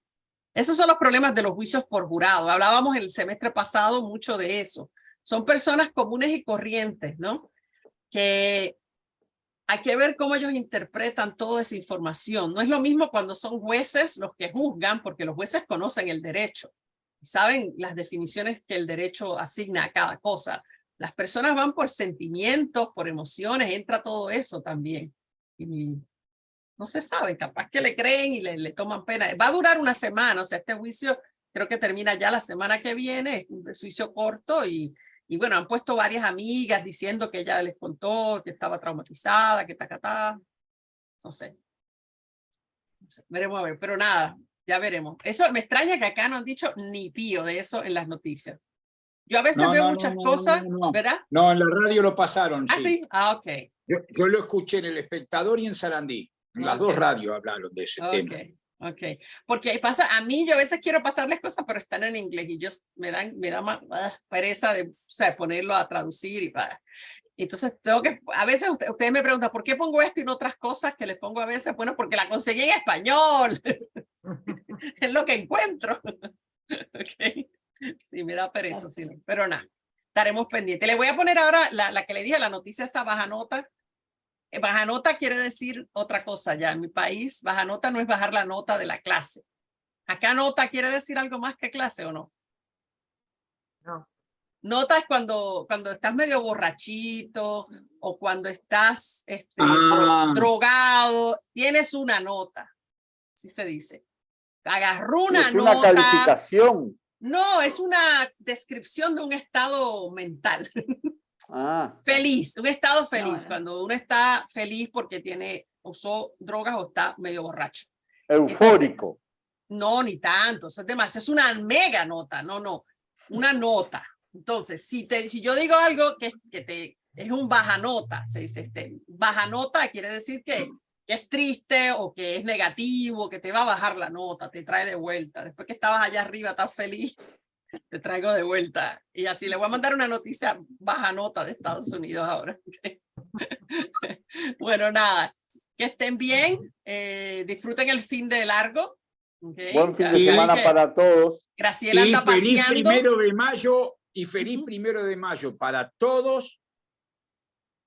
Si bien la mayoría estamos del otro lado del mostrador, pero por lo menos para los hijos que trabajan, para los sobrinos que trabajan, feliz día. Bueno, y los que trabajamos voluntarios también. Yo sé que hay muchos de ustedes que hacen. Pero usted también está trabajando. No, profesor. También, pero sé que muchos de ustedes ayudan en tutorías y están en cosas y sí, para todos. Sí, feliz día de los trabajadores y nada, nos vemos la semana que viene, ¿ok? Estén bien. Hasta la semana que viene. Chao, cuídense. Seguimos organizando el party, ¿ok? Sí. Perfecto. Chao.